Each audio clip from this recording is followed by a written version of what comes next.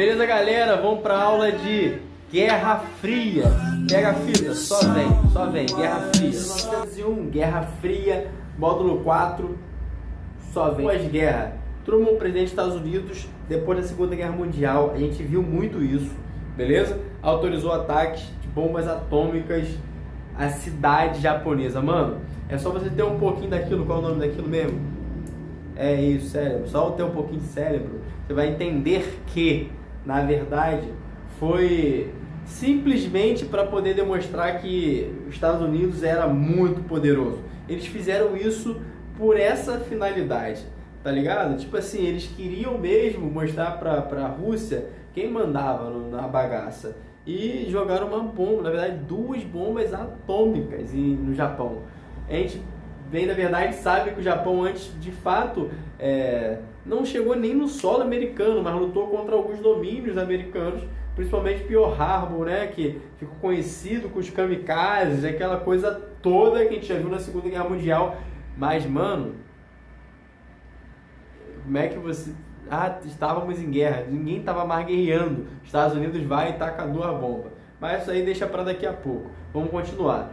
União das Repúblicas Socialistas Soviéticas, URSS, surgia com parte dos grupos vencedores. Vencedores? Será? Estabelecendo como grandes potências socialistas. Vencedor, mano, eu falo sempre que não existe vencedor em guerra, parceiro. Não existe, só sobrevivente.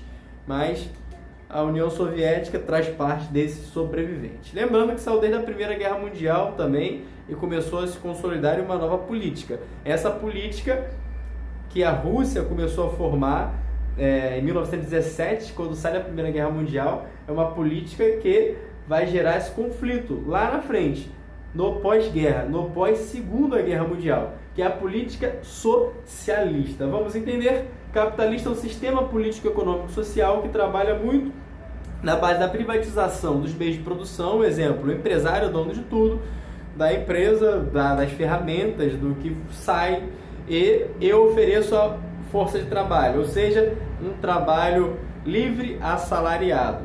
Sou um trabalhador liberal. Trabalho para obter lucro para essa empresa e ficar com parte dela. No socialismo não acontece assim. O coletivo, as produções e as empresas e as produções partem do coletivo e tudo se volta para a manutenção desse coletivo.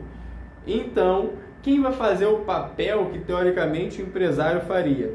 Os próprios burocratas. Vamos simplificar. Quem vai fazer o papel de controle desse coletivo, na verdade, só de distribuição, teoricamente, do que seria esse coletivo, seria o Estado ou o Partido Comunista. Ele vai fazer isso, beleza? Só lembrar de comum, né? É uma ideia mais simples de assimilar e associar, de maneira bem simples, bem tranquila. E essa é a ideia de intervenção, beleza? É para uma distribuição. Teoricamente, essa seria a ideia. São 2 princípios totalmente opostos. Na capitalista, o Estado não intervém. Na socialista, esse Estado ele distribui, né, por meio do Partido Comunista de forma comum, vamos colocar assim, para melhor entendimento a todos. Início da Guerra Fria. Essa disputa entre capitalista e socialista, né, Estados Unidos e Rússia, que depois vai se tornar a União Soviética, essa disputa por dominar a bagaça toda faz com que gere essa Guerra Fria. E por que Guerra Fria? Porque o embate foi político-econômico e, na verdade, principalmente pelo fato ideológico. Político e econômico tá no bojo, né? Vem junto, tá ligado? Político e econômico, naturalmente, é o que vai nortear a sociedade e aquele meio pelo qual a sociedade vai viver. Que é, no caso do Partido Comunista, da coletividade dos meios de produção, e do Partido Capitalista, né, você tem a privação ou privatização desses meios de produção. Essa é a diferença entre o político e o econômico de um e de outro. Mas o que faz com que haja esse conflito e a gente vai tratar dessa forma, como Guerra Fria, porque de fato é por ideias, é por influência. A briga maior ou mais direta entre as duas superpotências é de influenciar. Ser humano, quantas e quantas vezes você viu bacons, ovos e batatas no café da manhã, uma família de afrodescendentes ricas, você decidiu direto, eu, a patroa e as crianças, e você achou que isso era normal para o Brasil, para a nossa realidade, e pediu panquecas, bacons e ovos no seu café da manhã, ser humano. Você não pediu que ele foi sensato, inteligente e sabia que ia ganhar uma bolacha na troca, na volta? Se você não pediu por isso, mas você ao menos pensou. Ao menos pensou. Vamos ser sinceros. Então essa é a briga de influência. Aqui a gente tem uma influência, um impacto muito grande, ainda nos dias de hoje, do capitalismo. Logicamente, a gente está inserido nisso. Mas percebemos que é uma briga de influência, uma briga de ideias, de ideologias, né? E houve conflitos indiretos. Então, por isso essa guerra foi de tensão, guerra de um ia para o outro queria também, um mostrava que era avançado, o outro não ganhava no esporte, o outro tinha que ganhar também. Então, a briga de mostrar qual sistema era mais bem sucedido. Entendeu? Então essa era a briga maior. Houve conflitos indiretos, mas a briga maior ela não foi diretamente entre as duas potências, porque se um aperta o botão vermelho, a outra também, bomba nuclear nos dois continentes, acabou com o mundo, né? Ainda bem que todos os males o menor. O Churchill, Winston Churchill, ele entra em oposição lá em Potsdam, é onde ele proclama, na verdade. É um lugar onde ele proclama que o socialismo era uma grande ameaça para o velho continente, para a Europa, uma grande ameaça. Ele fala que, arrasado, pela Segunda Guerra Mundial em seu solo, na Inglaterra, ele fala, olha só, a gente precisa combater esse inimigo monstruoso chamado socialismo. E aí os Estados Unidos com Truman pensou, opa, o Henry Truman, não estou fazendo nada, né? Vou ajudar vocês. Aí vai lá, entra com o auxílio Truman, que depois vai se tornar esse auxílio financeiro a países vinculados ao capitalismo contra a ameaça socialista para se reestruturar, nada é de graça, e voltar a comprar do próprio Estados Unidos. Doutrina Truman passa a ser chamada de OTAN, a Organização Tratado do Atlântico Norte. Isso aí é a organização entre os países, de auxílio entre os países capitalista.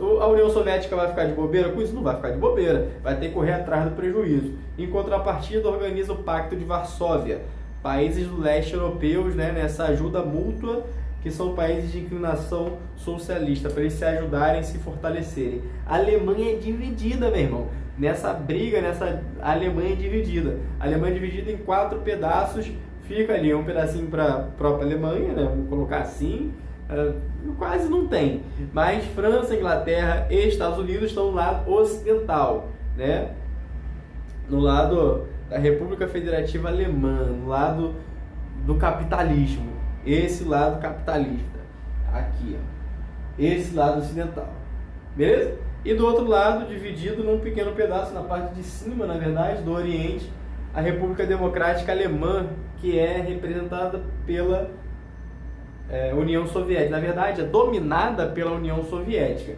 E lá você vai encontrar Berlim. Dentro de Berlim é uma nova divisão, beleza? Mas que Berlim esteja do lado oriental, a própria Berlim, a capital, ela vai ser redividida mesmo estando dentro do lado oriental, que teoricamente deveria ser todo da União Soviética, mas Berlim é uma exceção, beleza? Muro de Berlim é a configuração máxima dessa treta. Só para pontuar aqui, lá em Truman, no Tratado do Auxílio aos Países Capitalistas, se configurou para muitos, de fato, o início da Guerra Fria, lá no Tratado para Truman. Logo depois da Segunda Guerra, Truman, o Churchill fala que precisa de ajuda, meio que pede ajuda, fala desse perigo socialista, e o Truman ajuda. Ali se configura o início da Guerra Fria. E o marco maior desse símbolo, como símbolo desse momento, é o Muro de Berlim. o muro físico que separava e cortava a Alemanha Oriental da Ocidental. Esse muro foi um marco simbólico extremamente trágico, porque separou famílias por quase 3 décadas. Beleza? Tamo junto, até a próxima.